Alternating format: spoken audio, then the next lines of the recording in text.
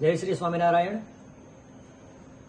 આપણી સંસ્કૃતિ પ્રમાણે એક સમય એવો હતો કે પ્રાતઃ નિત્યવિધિ કરી અને ધાર્મિક ગ્રંથોનું અધ્યયન કરતા. આજકાલ લોકો સૌથી પહેલું કામ વોટ્સઅપ જોવે છે. મેં મારા વોટ્સઅપ સ્ટેટસ ઉપર એક મેસેજ મૂક્યો હતો, આપનો પંજો કમળનું બટન દબાવે. એનો ખૂબ સારો પ્રતિભાવ આવ્યો એટલે મને આ વિડીયો બનાવવાનું મન થયું છે. હું ખાસ આપ સૌને અપીલ કરવા માંગુ છું કે 500 વર્ષના ઇતિહાસમાં આપણા પૂર્વજોએ કરેલી તપશ્ચર્યાના અંતે અયોધ્યામાં સરયુ ગંગાના કિનારે રામ જન્મભૂમિ પર મંદિર નિર્માણ થયું. એના માટે કમળનું બટન દબાવવાનું છે.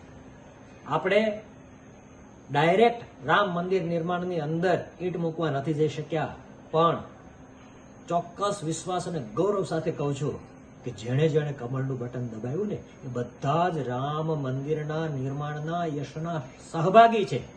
ખાસ કરીને રામ મંદિર નિર્માણ હોય, કાશી કોરિડોર હોય, મહાકાલ કોરિડોર હોય કે પાવાગઢ ઉપર ધજા ચડતી હોય કે ચારધામનો કોરિડોર બનતો હોય, દેશ અને દુનિયા સમક્ષ ભારત વિશ્વગુરુ છે એવું વાતાવરણ સર્જાયું હોય તો એ વાલા મતદાતાઓ આપ સૌએ વિશ્વાસ રાખી અને જે કમળનું બટન દબાવ્યું ને એના કારણે શક્ય બન્યું છે.